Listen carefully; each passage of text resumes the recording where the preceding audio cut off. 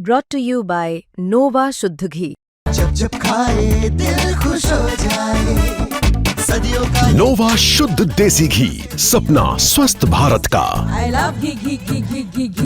Paris Olympic medallist Aman Sehrawat हैं अभी मेरे साथ। अमन, हम सबने वो खबर देखी अभी ओवरवेट होने की, पूरा घटनाक्रम बताइए, कहाँ से शुरू हुआ? सुनाई दिया आपको पेट में रात को दिक्कत हुई थी, फिर हम बात करेंगे बैन के बारे में। आज हम कंपटीशन के लिए जा रहे थे और हमारा कैम्प भी था 15 दिन का, रोज प्रैक्टिस हो रही थी बिल्कुल। मतलब हम कति ऐसा लग रहा था कंपटीशन के कति बिल्कुल रेडी हैं।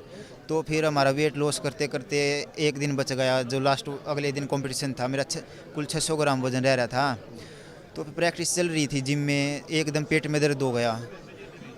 मतलब प्रैक्टिस करने की जिद्दारी नहीं बनी भाई। दर्द ऐसा लग रहा था भाई 600 ग्राम ज़्यादा तो नहीं है, जाके थोड़ी देर पे रेस्ट लेके कर लेंगे दोबारा प्रैक्टिस।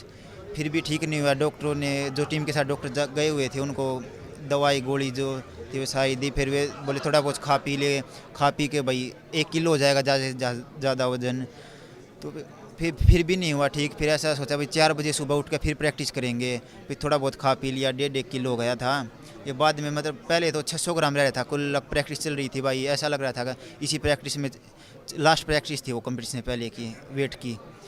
फिर ऐसा लगा भाई एक प्रैक्टिस कर लेंगे बाद में 1.5 किलो की।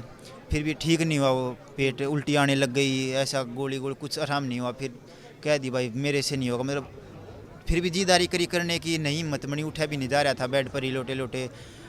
फिर नहीं हो पाया। क्या लगा चूक कहाँ हुई? आप आजकल स्पोर्ट्स साइंस इतना आगे बढ़ गया है, पूरे देश ने देखा था कि पिछले ओलंपिक्स में क्या हुआ, कुछ ग्राम की वजह से एक गोल्ड मेडल हमारा चला गया। उस बात का बहुत बतंगड़ भी बना था उस टाइम पे, जब इतना कुछ हुआ पिछले 1 साल पहले ही।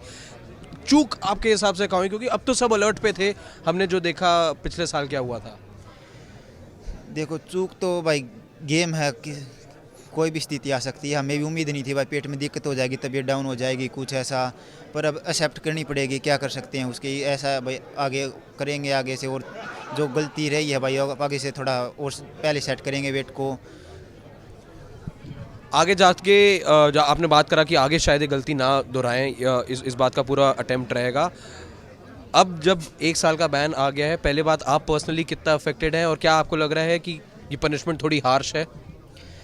देखो अब फेडरेशन में करेंगे रिक्वेस्ट भाई, पहली गलती थी माफ़ कर दे, आगे से ऐसी गलती नहीं होगी। पर देखते हैं फिर फेडरेशन क्या करती है।